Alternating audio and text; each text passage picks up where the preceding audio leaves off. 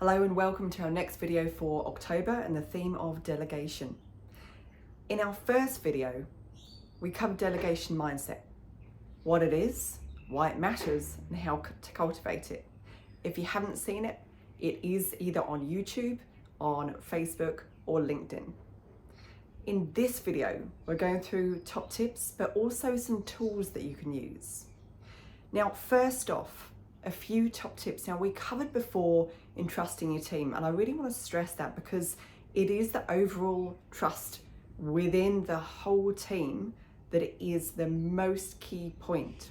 Without trust, there is no being able to allocate the responsibility or the forward momentum to get things done and to know it will be done. It affects all parties. So number one, trust. Two is, I touched before, knowing your team well. This is not only on goals and aspirations, how they are really important, because if you know the people around you, where they want to get to, their progression, and as I say, aspirations, then you can work in line with them in the areas that they want to grow and develop on through the way and the what of the delegation, of the tasks in particular. But it's going one step further than that. It's also being really clear on their behavioral styles, their communication methods, so that you know best how to interact. It's because every single person has their best way of receiving information. And the more in line you are with that, the more you make it able for people to take on board what you're saying and how to implement it.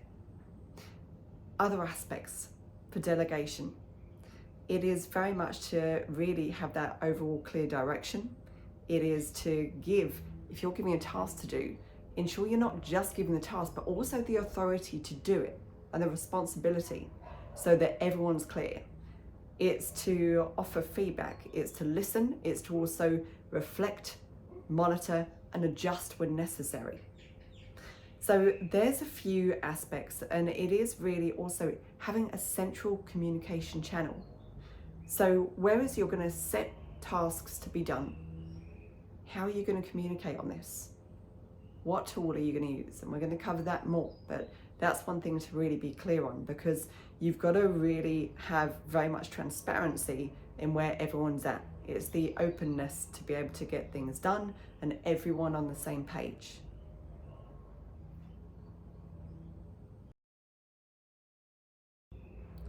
Now, the next part of top tips is the actual tools that you use and support around it.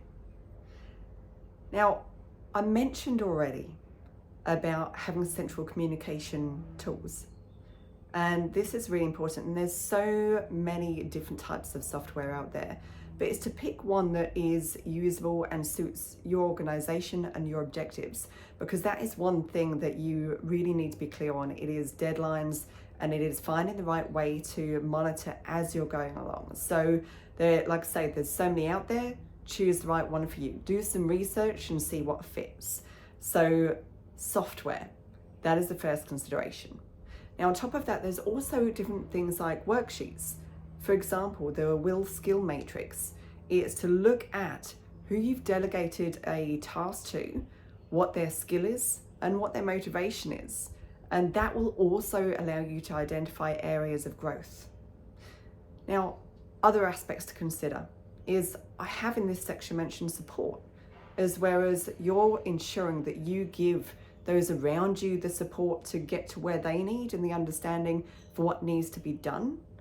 But it's also that you have it as well to ensure you're really connected with your, it might be peers, it might be those in the senior leadership team. If you're the business owner or if you're at the top, it's to then look at the further goals and the stakeholders around you. It's to look at all levels that are connected into what needs to be done and why. It is that whole vision. So ensure that you have that really clear picture and the support around you to achieve what you need to do, so you can then very much allow others. It is that amazing flow from the top right through. We've also discussed knowing your team really well, their communication styles and behavioral styles. But how exactly do you do that? Now, one thing that we offer, and there's also so much out there, so again, this is finding what suits you, is to consider a psychometric profile for your teams. Now, what we do is the DISC profiling. It is the dominance, influence, steadiness, and compliance. That's different behavioral styles, but also the driving forces underneath, the motivators. So you can see why people get things done, what really, really motivates them. And we also go through emotional intelligence. So your self-awareness, self-regulation, the social awareness and social regulation, because this allows you to see at a very clear view how each one of your team will interact. So as I say, that's one thing we do, but there's also a lot out there. So again, do your research, but it's really worthwhile considering psychometric profiling because it allows you to do best and communicate in the best way possible for your team and also yourself. It's fascinating always, that self-learning. So I hope this has helped. That is the October wrap up for Delegation. Have an amazing week. And as always, if you want to have a chat with us, please reach out.